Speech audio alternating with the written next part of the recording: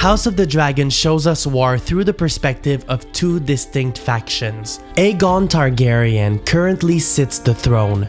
He is part of the Greens faction. In Season 1, his mother Alicent and grandfather Otto plotted to usurp the throne in his name. But in Season 2, the king banishes Otto, who later appears to have been captured, and Alicent's power is diminished at court. Opposing Aegon is his older half-sister Rhaenyra, who's part of the Blacks faction. She was named heir to the throne by her and Aegon's father, King Jacearys. Let's talk about the role that gender plays in the story. No woman ever ruled Westeros, so when the king died, the Greens seized the throne. Noble houses across the realm must now choose a side. Now is a good time to review the two succession lines.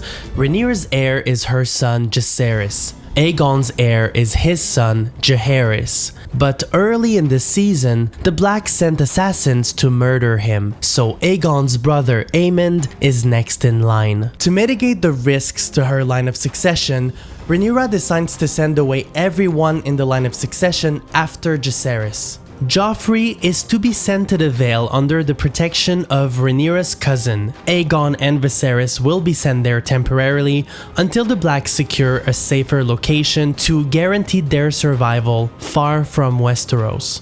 The Greens have their HQ in King's Landing, and the Blacks on Dragonstone. Rhaenyra's allies are mostly located north of Dragonstone. Meanwhile, the Greens' allies are mostly located west of King's Landing. Daemon heads to Harrenhal, aiming to unite the Riverlands under the Blacks' banner. But we don't know if he's loyal to Rhaenyra. Meanwhile, the Greens plan to march from King's Landing to Harrenhal, and while they're at it, they conquer multiple territories along the coast to cut off Dragonstone from the mainland. The Blacks, lacking a land army, send Rhaenys on her dragon to stop them, leading to the Battle of Rook's Rest. Rhaenys and her dragon are defeated by Aemond and his giant dragon. But to everyone's surprise, Aegon shows up with Sunfire. So Aemond seizes the opportunity to attack Aegon, who ends up severely injured.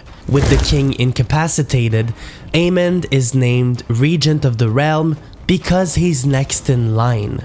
Throughout the season, we explore the impact of the war on small folk. Because of the war, food is scarce and people go hungry in King's Landing. This is partly due to a blockade imposed by the Velaryons on behalf of the Blacks. Food shortage and widespread crimes lead to civil unrest in the capital. Right now, the Greens have more soldiers on the ground, but they have fewer dragons than the Blacks. They have 3 dragons left, including Aemond's dragon, Vhagar, the biggest alive. They also have Dreamfire, ridden by his sister Helaena, but she's not a warrior. And they have a tiny dragon ridden by his brother Daeron, who grew up in Old Town. The Blacks have Syrax, ridden by Rhaenyra, Caraxes, ridden by Daemon, Vermax, ridden by Jace, and Moondancer, ridden by Baela. The Blacks found riders for 3 riderless dragons.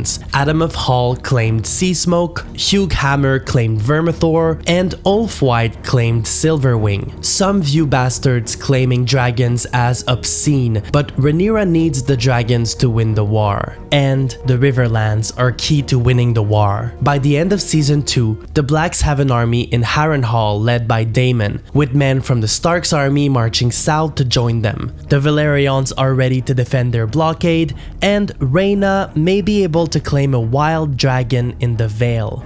Armies allied with the Greens, including the Hightower and Lannister armies, are marching to the Riverlands. The Greens have also allied themselves with the Triarchy, who are sailing to attack the Velaryon blockade. King Aegon is on the run with Larys Strong, a shady character who grew convinced that Aemond wants to kill Aegon to remain in power. They plan to hide on the neighboring continent, let everyone perish in the war, and come back later to reclaim the throne. At the end of Season 2, Alicent plays the biggest reverse card ever and vows to help Rhaenyra enter King's Landing and topple her own son. So we'll have to watch Season 3 to see how these moving parts collide.